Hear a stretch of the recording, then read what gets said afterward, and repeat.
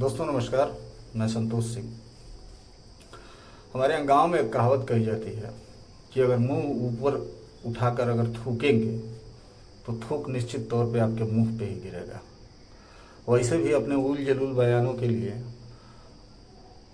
विख्यात हमारे प्रधानमंत्री या कुख्यात कह लीजिए प्रधानमंत्री पूरी दुनिया में अपनी जगह हसाई कराने के बाद भी अपनी आदतों से बाज नहीं आ रहे हैं।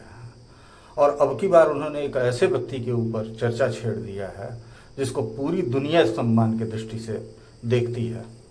1982 में एक फिल्म आई थी गांधी। उसके निर्माता निर्देशक एटनबरो थे। प्रधानमंत्री मोदी ने अभी हाल ही में एक बयान दिया है, उसका स्क्रिप्ट आपके सामने पड़ा हुआ है कि यदि गांधी पे फिल्म नहीं बनी होती तो गांधी को कोई नहीं जानता था।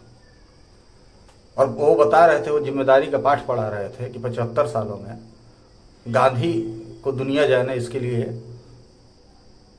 देश की सरकारों ने क्या किया। वो ये बताना किसको चाह रहे थे?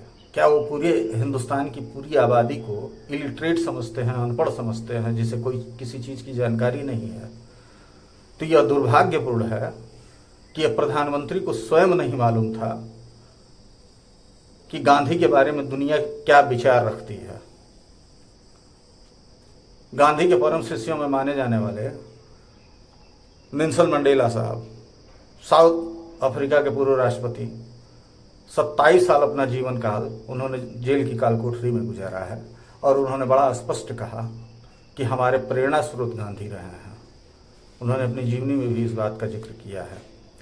उनके साथ साथ मार्टिन लूथर किंग, अमेरिका के नस्लभेदी आंदोलन के प्रणेता रहे।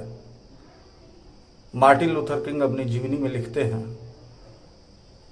कि ईसा मसीह ने अहिंसा का संदेश दुनिया को दिया, लेकिन गांधी ने उसको जमीन पर उतार दिया।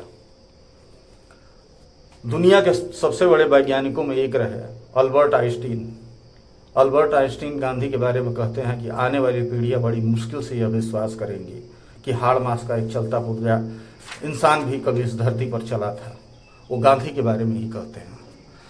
इससे पहले हम आपको अन्य लोगों के बारे में बताएं, यह जान लीजिए कि गांधी के ऊपर एक नहीं अनेक फिल्में बनी और गांधी का कम से कम दुनिया के 100 देशों में मूर्तियां लगी हैं। दुनिया के कम से कम 100 देशों ने गांधी जी के ऊपर अपना टिकट जारी किया हुआ है। उस गांधी के बारे में हमारे प्रधानमंत्री यह तुच्छ सोच रखते हैं कि गांधी जी को एक फिल्म नहीं आई थी तो उससे पहले कोई जानता ही नहीं था। क्या प्रचंड मूर्खता वाली बात कर रहे हैं।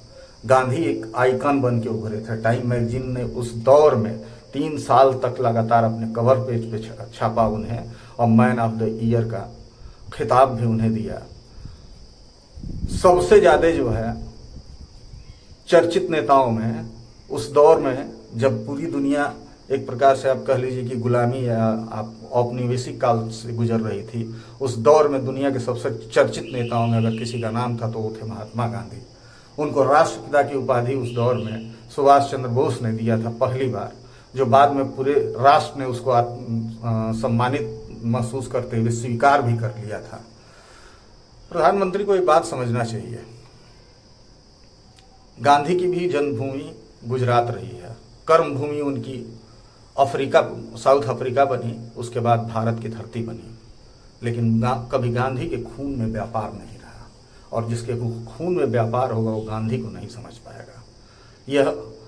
यही मुश्किलाहट जो है हमारे देश के प्रधानमंत्री के लिए है, प्रधानमंत्री की है। और आपको यह जान के आश्चर्य होगा कि जिन देशों में गांधी की मूर्तियां हैं उसमें पाकिस्तान भी सम्मिलित है, उसमें ग्रेट ब्रिटेन भी सम्मिलित है। जिस ब्रिटेन के खिलाफ गांधी ने झंडा बुलंद किया, वह अपने यहाँ मूर्ति लगाकर उनको सम्मानित करने का काम किया।